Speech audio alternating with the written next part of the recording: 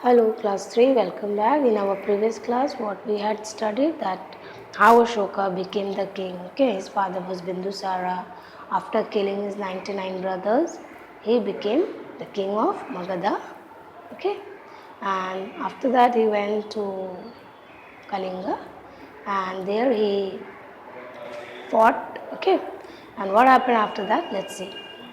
He went to see Kalinga, but what he saw horrified him. Thousands of people were killed and thousands had lost everything they had.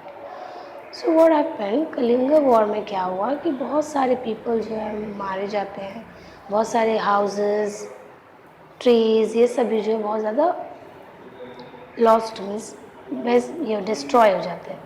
तो यही सब कारण की वजह से अशोका जो है बहुत ज़्यादा शॉक्ड हो जाते हैं, बहुत ज़्यादा डर जाते हैं इस वॉर में. तो यही कारण है कि इस वॉर के बाद वो अपने आप से ये प्रॉमिस करते हैं that he will not fought a war in future. Means वो सोच लेते हैं कि हम आगे से और ऐसा वॉर या ऐसा फाइट हम नहीं करेंगे जिसमें इतने ज़्यादा लॉसेस हो. वो पीसफुली तरीके से वो रहना पसंद कर रहे थे उसके बाद से. Okay, so Ashoka return to Pataliputra a very unhappy man. Ashoka had promised Vidisha before he left Ujjain that he would not engage in violence. Since he had not kept that promise, Vidisha joined a Sangha of Buddhists and sent the children to live with Ashoka. For a long time, Ashoka kept thinking of the killings. Finally, he became a Buddhist himself.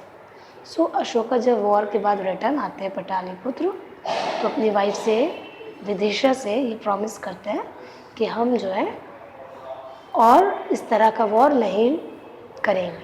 Okay, but Vidisha को ये पता नहीं था वो क्या कि वो एक बट वो जो थे ऐसा प्रॉमिस किए नहीं थे, प्रॉमिस को ऐसा फुलफिल नहीं किए थे. इसीलिए वो क्या कि विदिशा जो उनकी वाइफ थी वो अपने चिल्ड्रन को अशोक के पास भेज कर वो खुद एक संघा, एक बुद्धिस्ट कमेटी था उसमें वो चली गई. ओके, मीन्स वो रिचुअल्स लेडी बनना पसंद की. For a long time, Ashoka kept thinking of the kings. और बहुत दिनों तक ये वॉर का जो इंसिडेंट है उसके बारे में वो सोचने लग गए.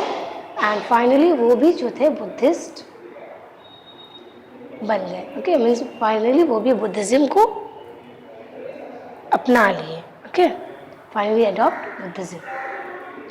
Now, a great change came over Ashoka. Now, all his attention was centered on bringing peace and happiness for his subjects. So, इस तरह से अशोका के लाइफ में बहुत सारे चेंजेस हुआ. अब वो जो थे उनका सिर्फ एक ही मोटिव था, वो है पीसफुल तरीके से रहना और अपने जो मेन सब्जेक्ट है मीन्स अपने जो रिलीजियन है उसको ज़्यादा से ज़्यादा स्प्रेड करना. Okay, he gave up Digvijay and took up Dharma Vijay. He made Buddhism the state religion. He distributed his riches and lived simply. So जो भी उनके पास था वो जो बुद्धिज़्म को स्टेट रिलीजन बना दिए. ओके, वो दिग्विजय को छोड़ वो धर्म विजय अडॉप्ट किए, अपनाए. ओके, बहुत सारे जो उनके पास प्रॉपर्टीज़ थे एंड ऑल जो भी थे वो सभी जो वो डिस्ट्रीब्यूट कर दिए अमंग द पुअर पीपल.